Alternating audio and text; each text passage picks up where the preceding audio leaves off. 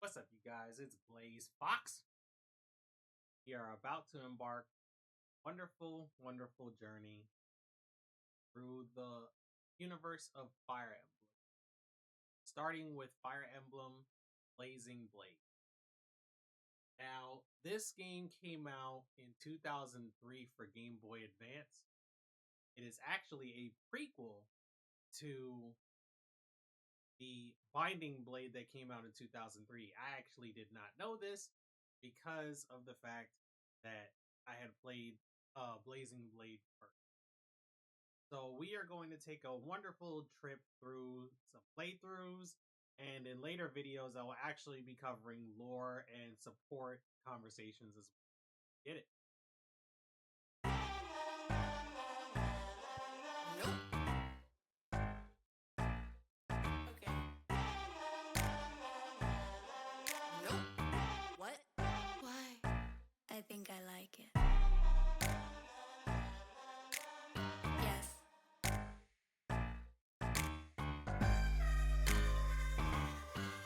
Nope.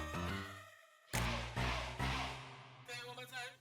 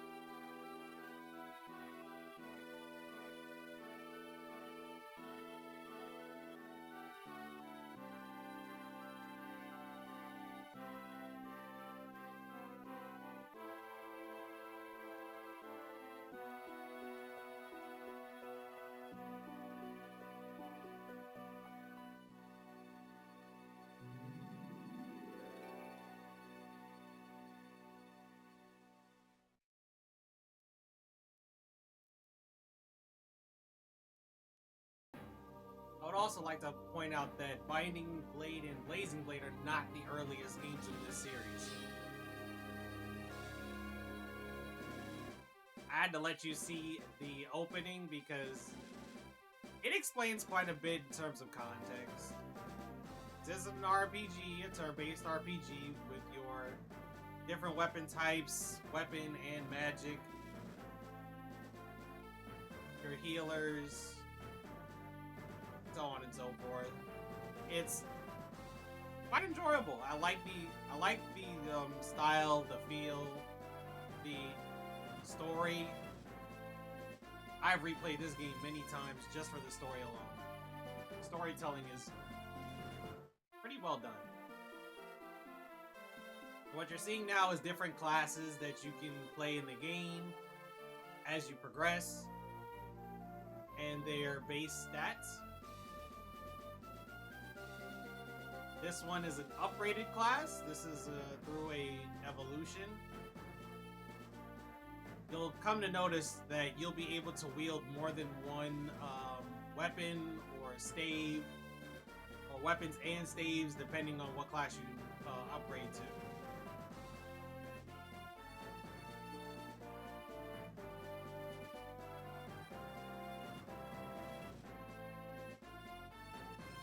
If I had to pick a class that I like the most, it would probably be the assassin, aside from the lord, because the lord they all have like their own animations, their own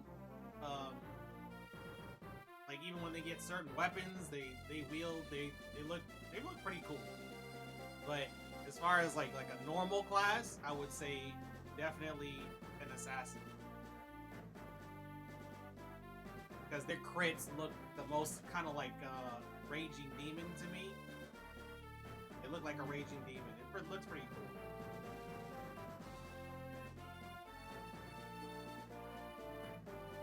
And now that I've said that, I feel obliged to get you to the point where you'll be able to see what that critical hit looks like.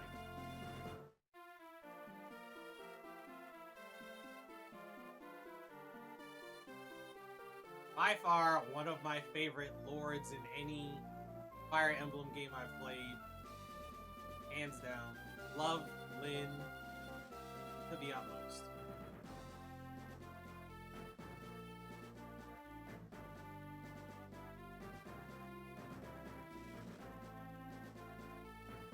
Pegasus Knights, love their mobility, but their weakness to bows. If you put yourself in the wrong spot, you're in some serious trouble. But then it's strategy, so that's with any unit really. But especially if you deploy them on a map where there's a ballista, you're in a whole lot of trouble.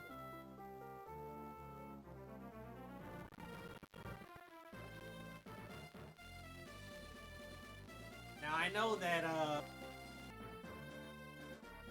clerics, I think the newer clerics and newer games, you can actually attack. Correct me if I'm wrong. But in the old ones, they were just helpless healers.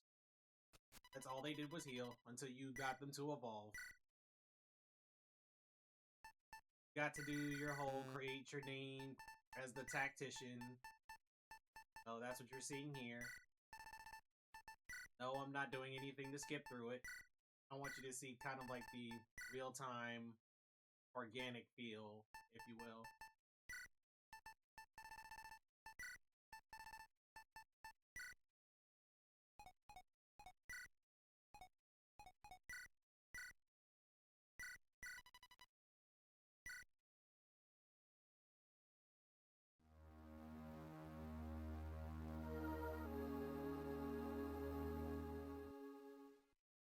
Being that this is a first time playthrough, you're gonna see a lot of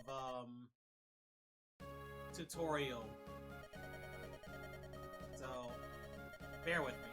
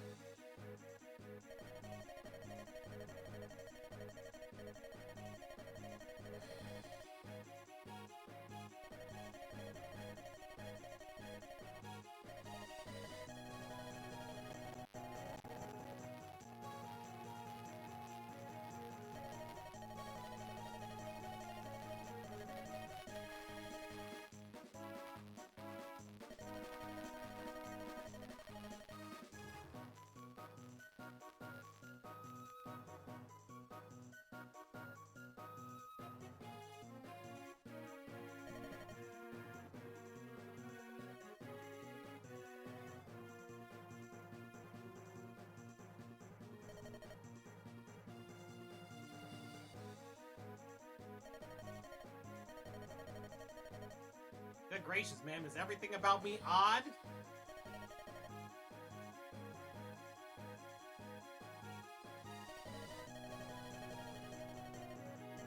I'll have to double check when I do Binding Blades gameplay if they actually talk to you as the tactician. Because all the other Fire Emblem games I've played, I have not seen that. Which kind of made it a little bit more immersive.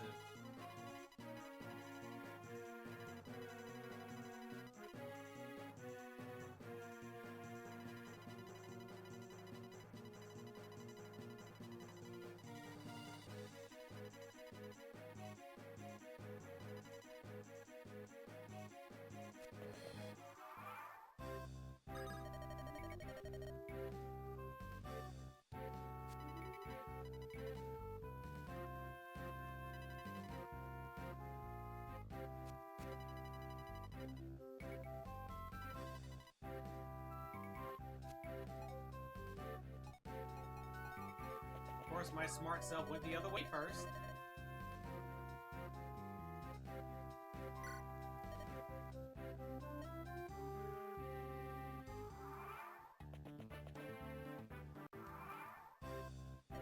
Now, in Fire Emblem, there is a weapons triangle, meaning that certain weapons have an advantage over others.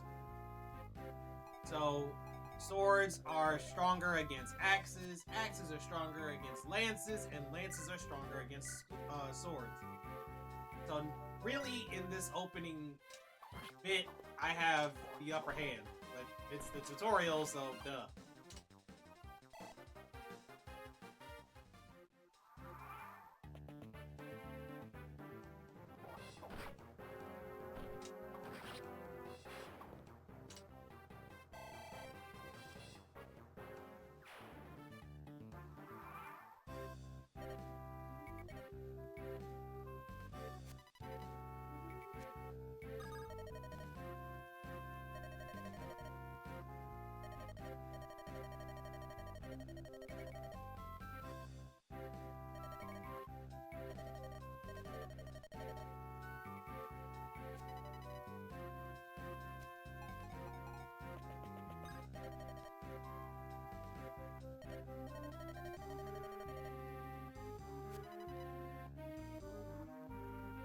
Walking you how to use items in the item system. Pretty self-explanatory.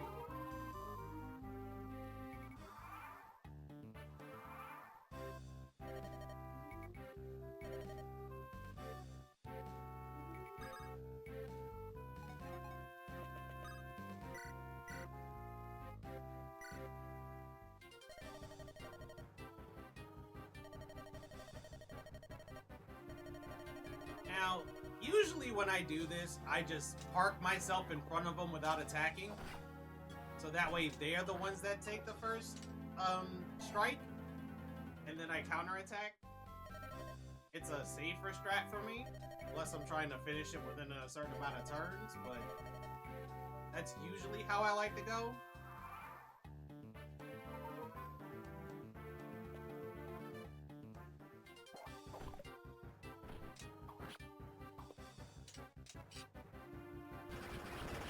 That's our first crit of the game.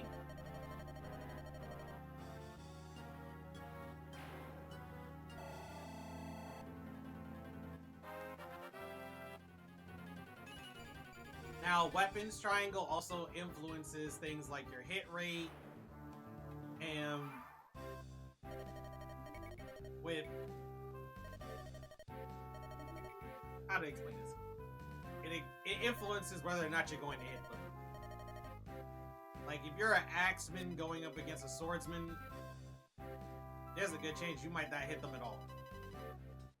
So, obviously, it's part of the strategy to make sure you send the right unit after the right enemies. Unless you're just that confident in your character's abilities that they'll just land the hit and beat them down anyway.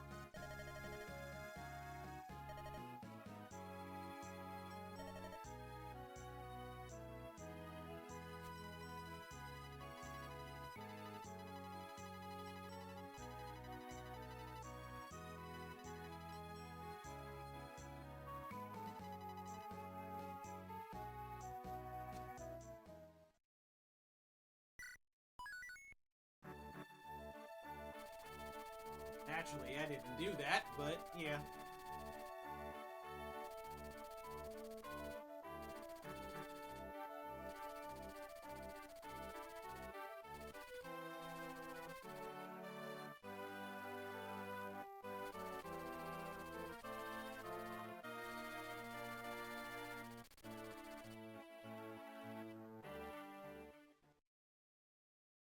Yeah, within the first several missions, you always start building up um your units.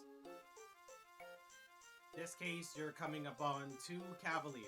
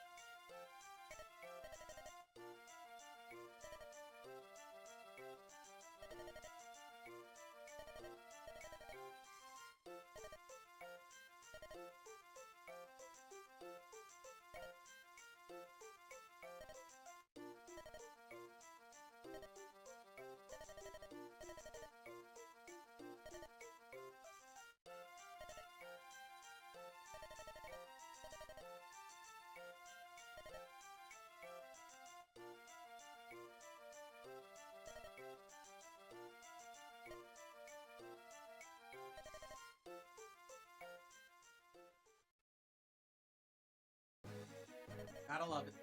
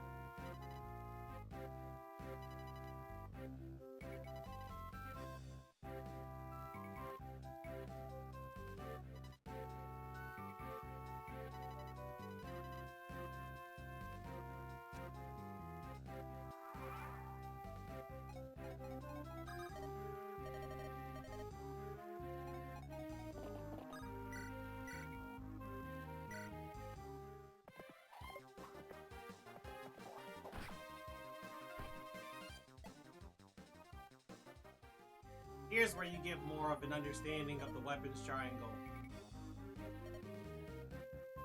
Because Sane is a knucklehead, he didn't equip a sword.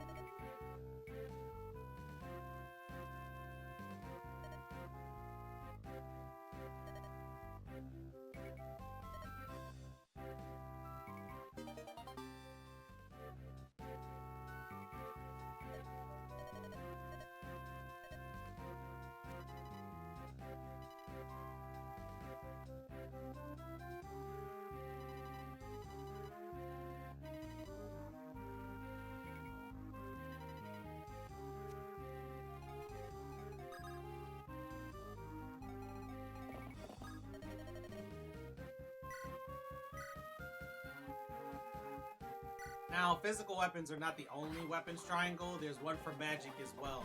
Your light magic has an advantage over dark magic over anima over light.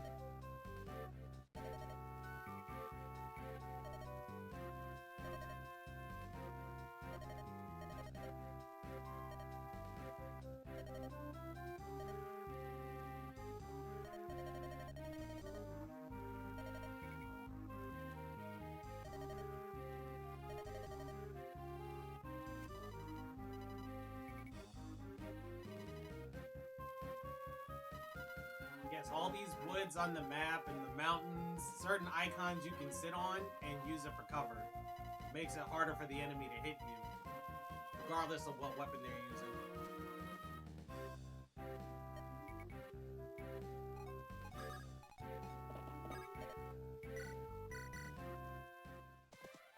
Of course, if your hit rate is high enough, then it doesn't really matter.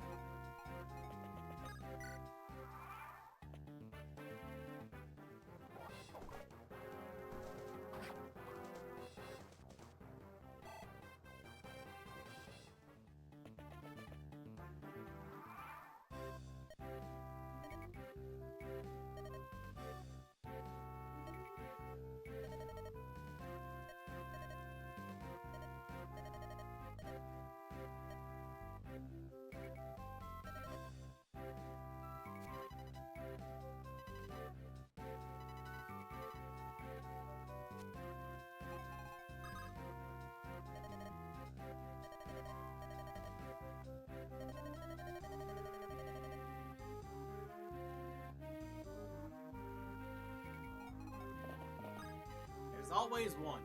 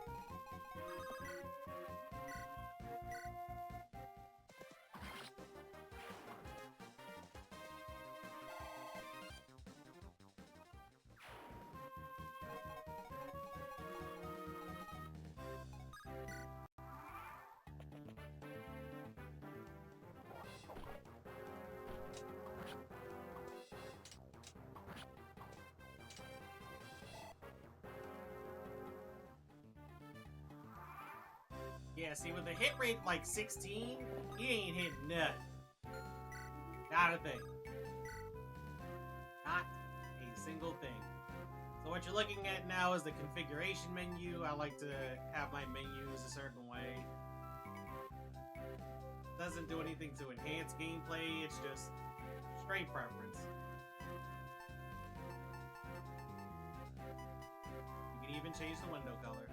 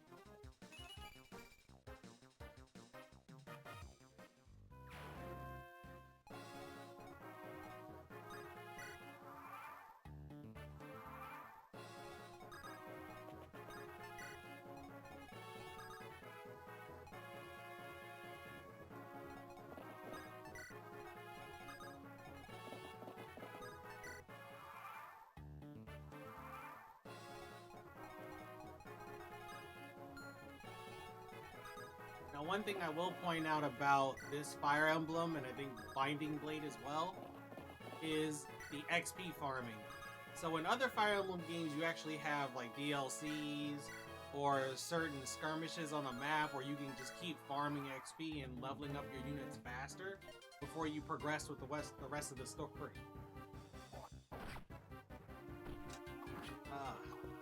English, right? But in this Fire Emblem, you actually have to pick and choose what units you want to see the most combat to actually level them all the way up. There's really no XP farming separate of the storyline itself.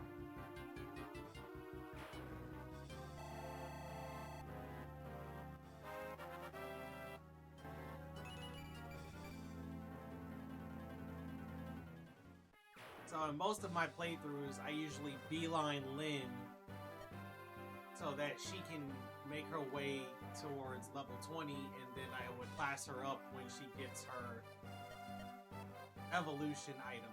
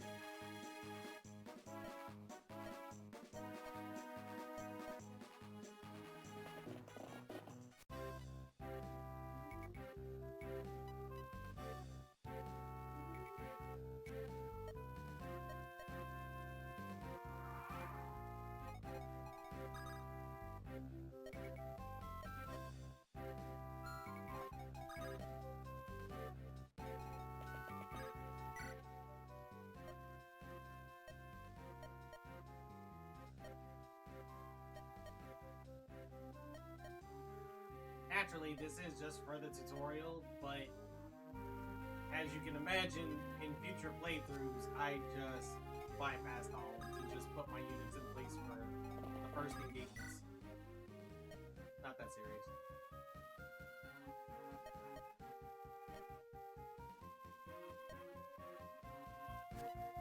However, if you do come across villages with red roofing, that's where you get drops. Something to keep in mind.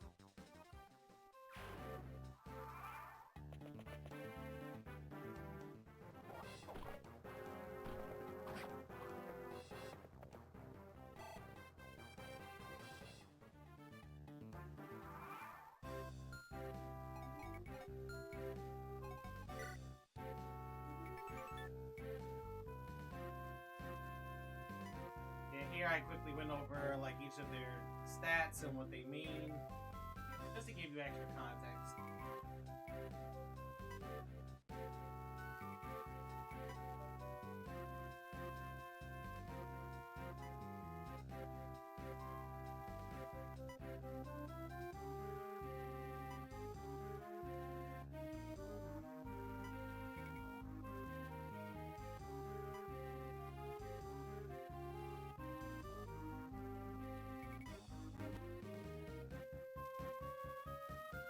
So condition is what you think it is. If they've been inflicted with poison, sleep, berserk, silence, any kind of status affecting spell, or a weapon that inflicts it, that is what you're going to see on their condition.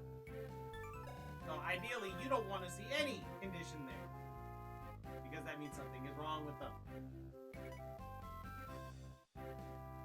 And TRV, Traveler, when you rescue somebody, that their name will be displayed there. That is the person that you rescued and have in your care. Once you drop that unit back on the map from, rescue status, then obviously their name will disappear from that line. I'll cover the character profiles and lore around them in a future video. I'm not going to bother doing it here. But just to give you a quick blurb on those three.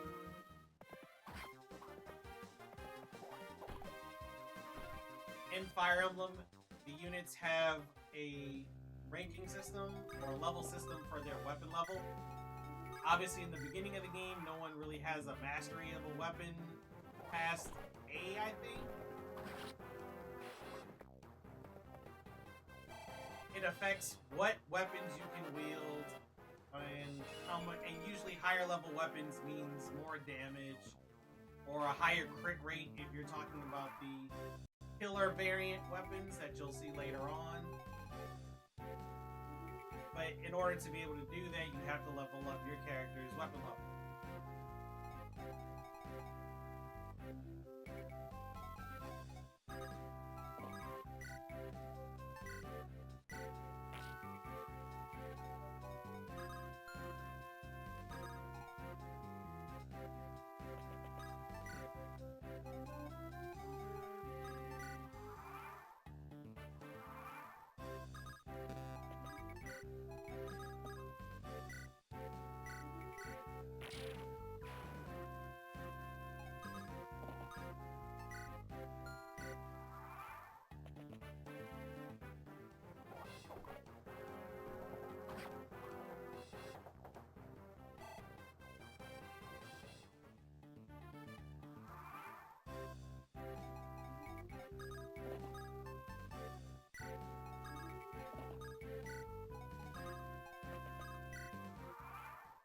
So here I'm just baiting him into either unit, either one of my cavaliers, while they're in cover.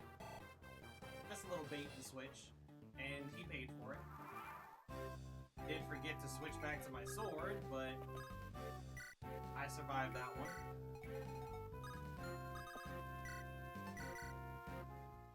Then I corrected my mistake.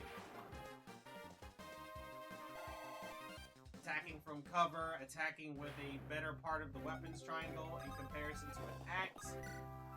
Worked out perfectly.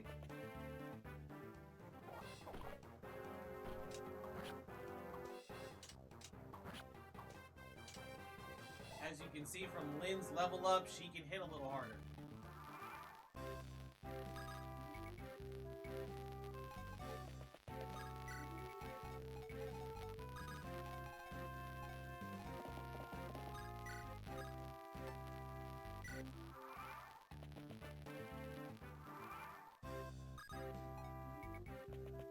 Took me a minute to realize what he was doing. That's why I went back after him.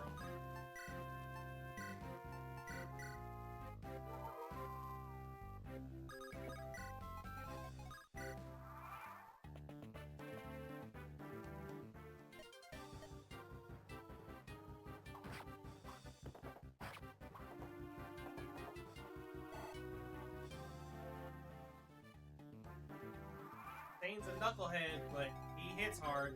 That's for damn sure.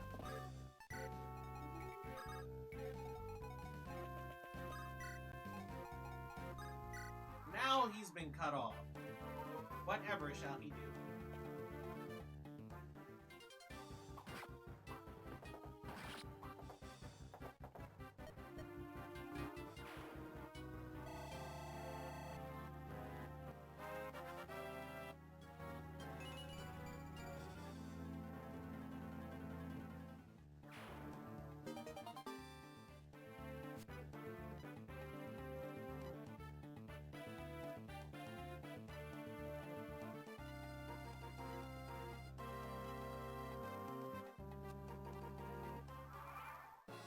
Until you get your supply convoy, keep that in mind because you don't want to be the one to have to drop items. It will aggravate the hell out of you.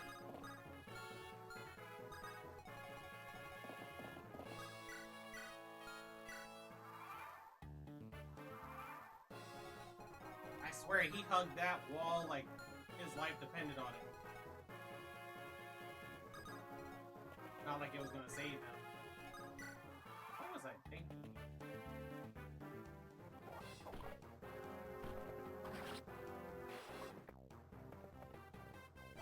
I guess I was trying to cut him off with Lynn to see if he was gonna go back over the hills, but I think that was a waste of the movement. Not that it matters, he was dead anyway.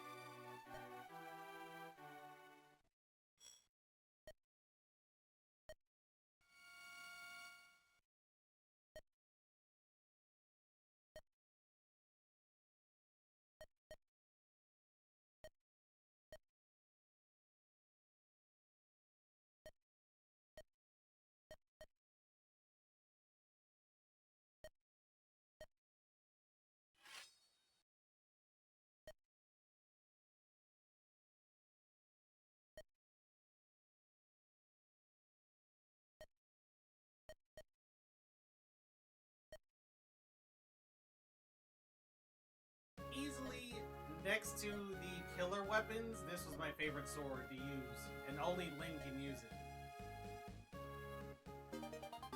That and the Soul Kadi, because it had a better, or it had a cooler critical hit animation.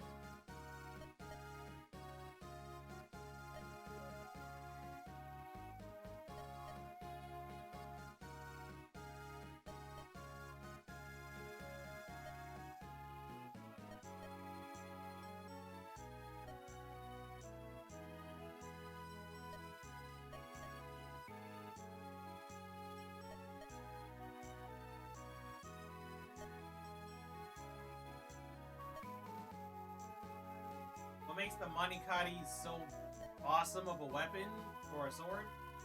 It's effective against knights and cavalry. So it does extra damage against those units. Pretty devastating weapon early game.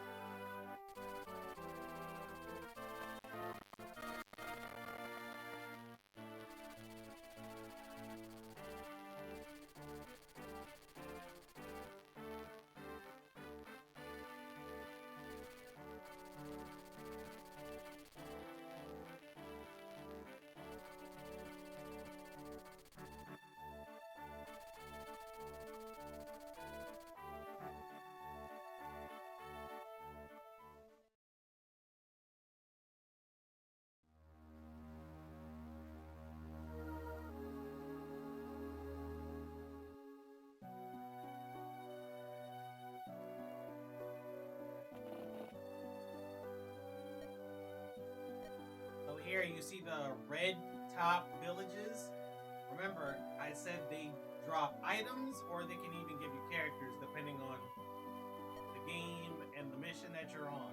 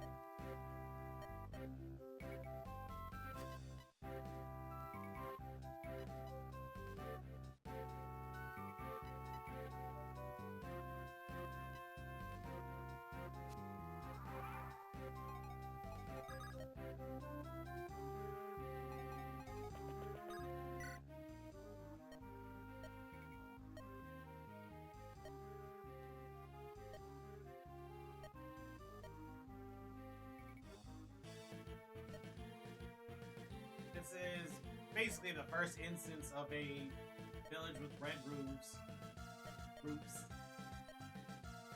yielding a unit instead of an item. In this case, our first archer.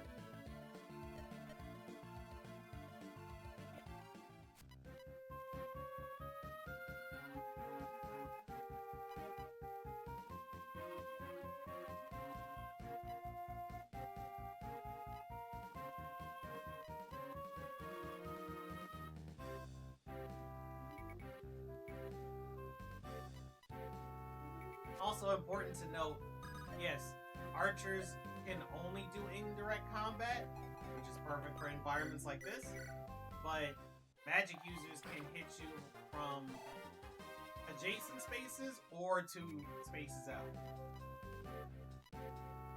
Which is why I generally favor mages, well, magic users period, for range combat because they're so versatile. Because if an enemy unit gets in close to your archer can't fire back. You're just stuck.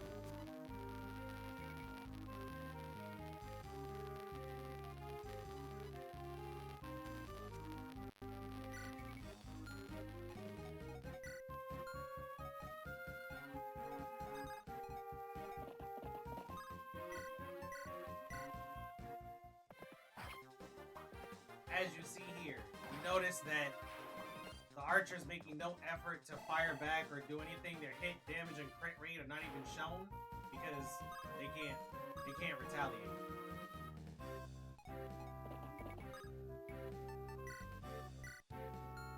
Makes it really interesting when you're trying to apply archers to your strategy. But again, for maps like this, they do come in handy.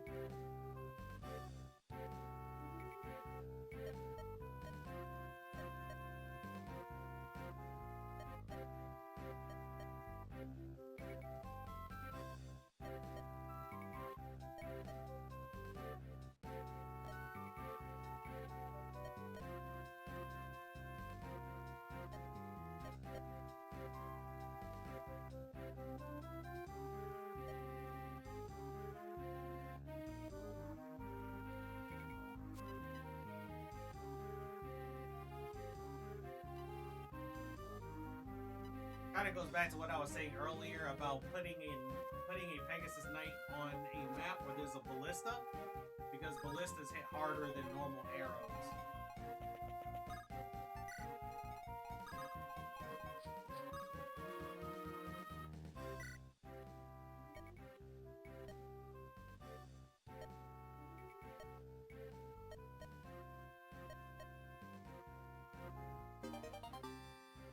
Some war funds.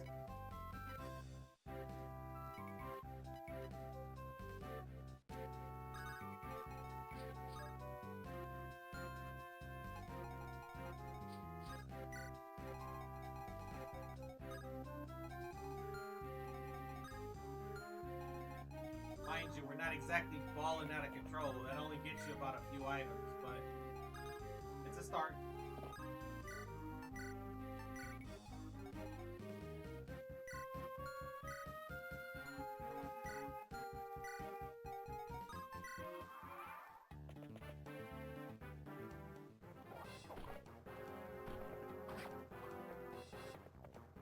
Lured him into the open field, he took the bait.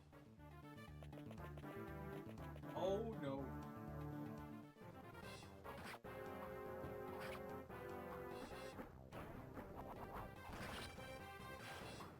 Early crit is like, you gotta love it. Because her crit rate was only 8. This is out of 100, folks.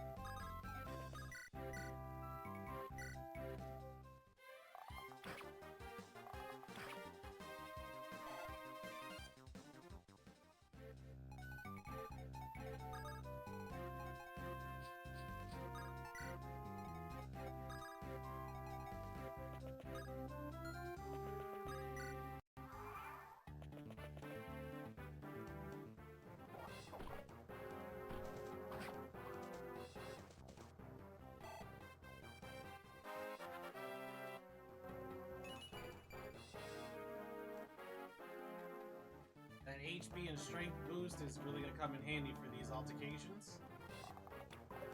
I can't believe he missed, but then again, I am in cover.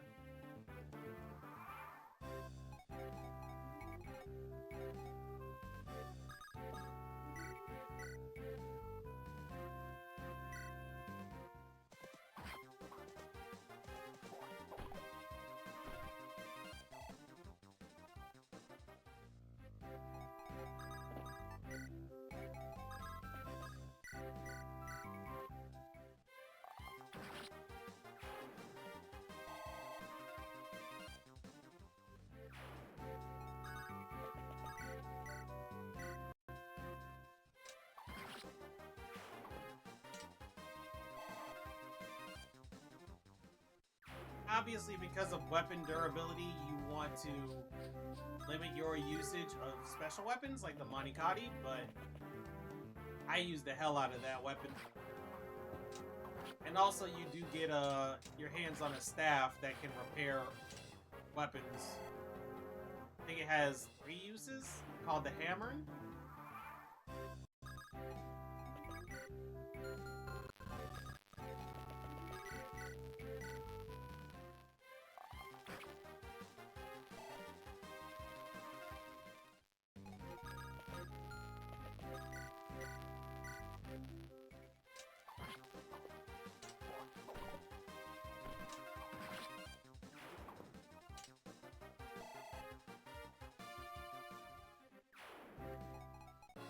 All that's left is the boss.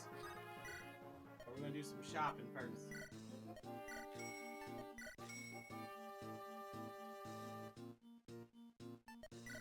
Anytime I do a playthrough of a Fire Emblem game where I get my first Pegasus Knight and they come with a Slim Lance, I usually make that my first move and give them a regular Iron Lance. Just because they can hit a little harder.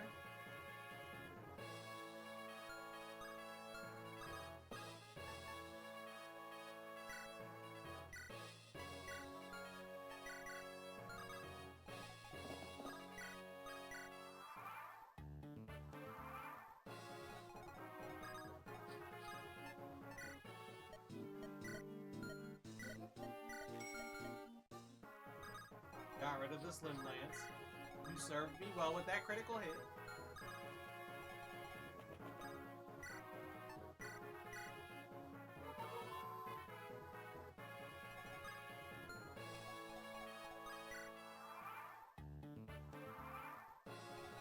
Another thing to note, boss units don't really move. Some of them do, but especially this early, you don't see it that often.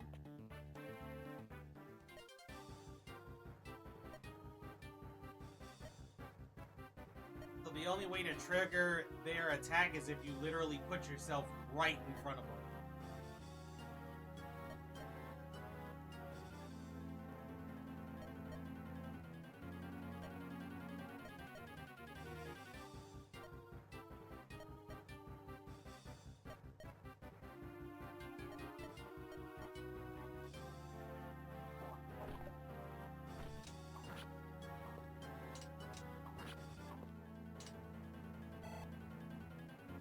He's definitely done for at the start of the next turn.